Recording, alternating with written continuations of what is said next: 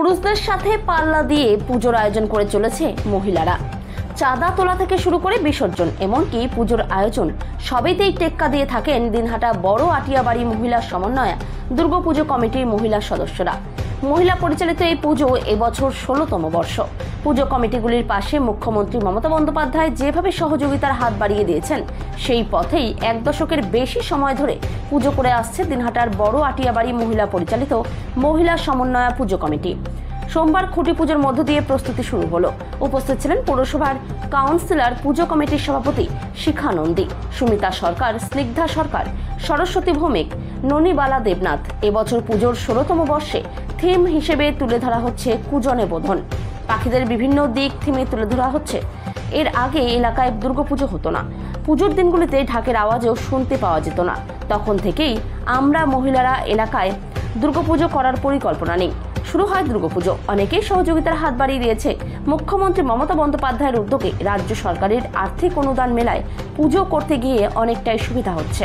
জানা গিয়েছে, মহিলা পরিচালিত এই পুজো কমিটির সদস্যা মহিলারা সংসারের কাজ এবং হেসেলের সামলে পুজোর কদিন নাওয়া খাওয়া ভুলে পুজোয় সামিল হয়। আবার বিকেলে দল বেঁধে চাঁদা তুলতে বের হন মহিলারা। পুজো কমিটির সভাপতি পুরসভার কাউন্সিলর শিখা নন্দী এ বিষয়ে কি বলছেন শুনে নেব।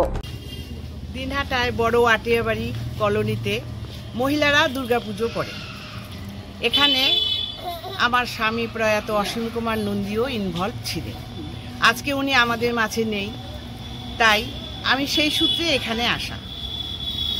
এখানকার আশেপাশের লোকেরা, মহিলারা এতটাই ভালো, আমাকে অনেক সম্মান দেয়, অনেক রেসপেক্ট দেয়। তাই আমি এখানে এসে খুব ভালো পাই।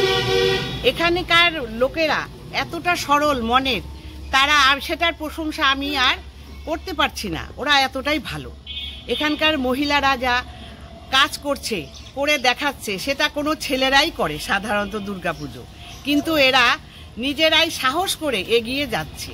আজকে এই ধরতি থেকে মহাকাশ অবধি সব জায়গায় মহিলারা কখনো কোথাও পিছিয়ে নেই।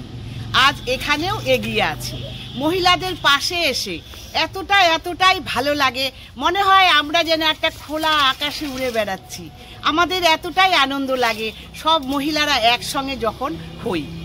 আমি আশা করছি এদের শ্রীবৃদ্ধি হোক, এই ক্লাবটার আরও উন্নত হোক। আজকের এই মহিলা ক্লাব, মহিলারা যে পুজো করেন, সেটা 10-এর মধ্যে একটা স্থান পাক। দিনহাটায় সবাই যেন মাথা উঁচু করে বলতে পারে, খবরের কাগজে যেন বড় বড় অক্ষরে লেখা থাকে, মহিলা পুজো আটিয়াবাড়ি বড় আটিয়াবাড়ি ভাগ্নি মোড়ে। তাই আমি এটা নিয়ে খুব গর্বিত, খুব ভালো লাগে। এখানকার শ্রীবৃদ্ধি হোক, সবাই সুস্থ থাকুক, ভালো থাকুক। আমাদের এই শুভ দিন আর বারবার যেন আমাদের জীবনে শুভ হয়ে ফিরে আসে। কারণ আমাদের জীবনে তো দুঃখ কষ্ট আমাদের পিছু লেগেই আছে। চিরবন্ধু ছায়ার মতন সুখ তো আমাদের ক্ষণিকের।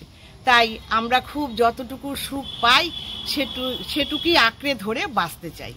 আজকে আমরা এই 4টা দিন যে পুজো হবে, সপ্তমী, অষ্টমী, নবমী, দশমী, আমরা সবাই মিলে আনন্দ করব।